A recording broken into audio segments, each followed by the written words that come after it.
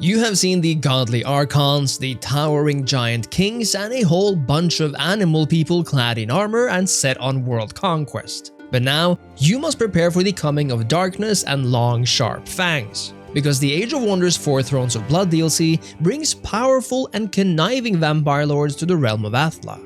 Hello and welcome everyone, my name is Andy from Andy's Paradox and Andy's Take, and I have taken some time away from my usual historical shenanigans to dive into the mystical and fantastical new features in Thrones of Blood.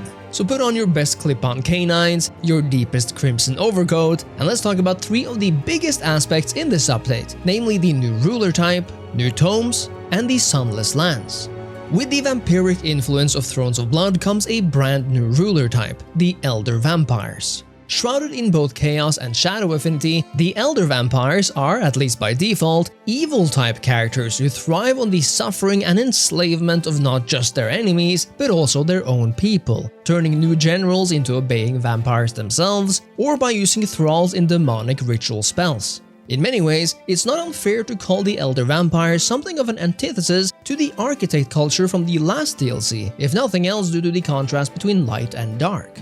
The Elder Vampires have received their very own campaign, Blood and Courtship, where you're given the opportunity to play as pre-made vampire rulers. But since this is Age of Wonders 4, you can of course create your very own leader too. Elder Vampires come in two forms, the Pureblood and the Hybrid, but these differences are purely visual. So whereas the Pureblood's appearances are in line with the in-universe lore and offers a few more vampire-specific customization options, the Hybrid takes away some of these options, like the bat-like facial features, but allows you to create a vampire character out of any race, and otherwise lets you make them look and feel however you want. The important thing to note though is that the Elder Vampire ruler type comes with some unique features that completely change how you play.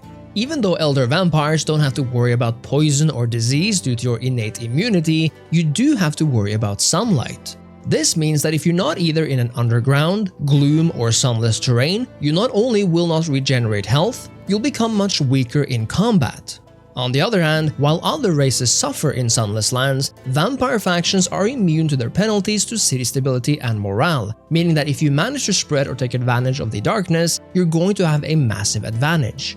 Other personal effects include the draining of combat experience from turned vampire heroes to the ruler, which in this civilization means turning them into vampires. Not only does their skill tree update to be that of a vampire's, but a big 20% of their accumulated experience moving forward goes towards making the ruler even stronger.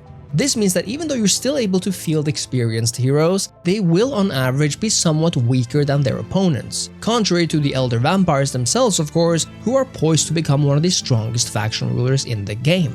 Elder Vampires are kind of like dark, bloodthirsty wizards, aren't they? So it's fitting that their castles upgrade in a similar way to the Wizard Tower, but with a few unique unlocks. And also that they take on a magical vibe, yet now one with darkened features, sharp as nail spires, and perhaps even the odd rose here and there. And as with the Eldritch Sovereign, the Elder Vampires also make use of thralls for special spells, but instead of capturing them in battle, they produce them in their cities and without requiring food for upkeep.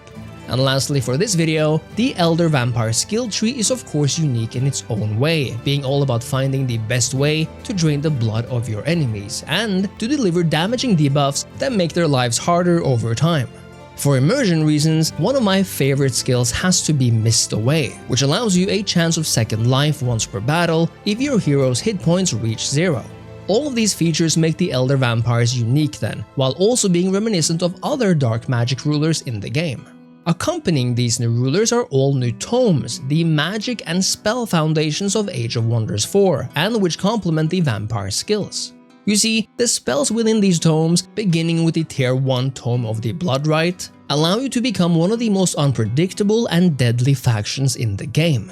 Spells like Rite of Life Leeching and Rite of Bloodletting is all about draining a small part of the life of your own units for the quote-unquote greater good, so where Life Leeching damages your own unit to buff every adjacent allied one, Rite of Bloodletting may hit your own, but damages and provides a bleeding effect on every adjacent enemy unit. You're also able to recruit new units that can further turn the tables on the enemy, like the Blood Cultists, who through killing an enemy affected by their spell's Scarlet Plague is able to spawn additional units on the battlefield, the Blood Maggots, who feast on their enemies and cause additional bleeding once dying, restarting the maggot infection all over.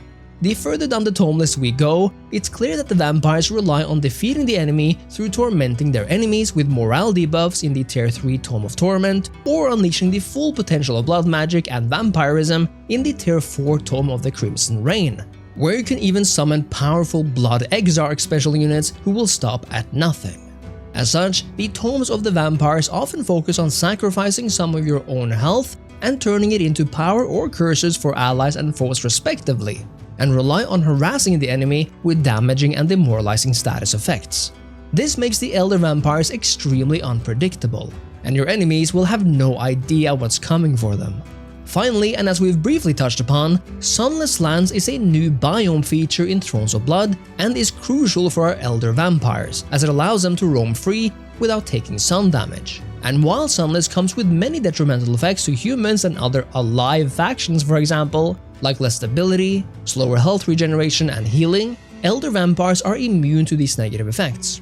Another important aspect is that while the Sunless Highlands land trait will mostly cover the entire map in darkness, Elder Vampires can spread Sunless in non-Sunless Highlands as well through unique spells or buildings, which will be essential for their survival in, to them, hostile sun-ridden environments. The Elder Vampire ruler type, the new tomes and the Sunless Lands are three of the biggest new features in Age of Wonders 4 Thrones of Blood, and will make you long for that sweet red liquid. Next time, we'll dive even deeper into the world map updates and the narrative content of the Sanguine DLC, so make sure to subscribe to the Age of Wonders 4 YouTube channel below. Until then though, and on behalf of Paradox, I am Andy from Andy's Paradox, and I'll see you next time. Cheers.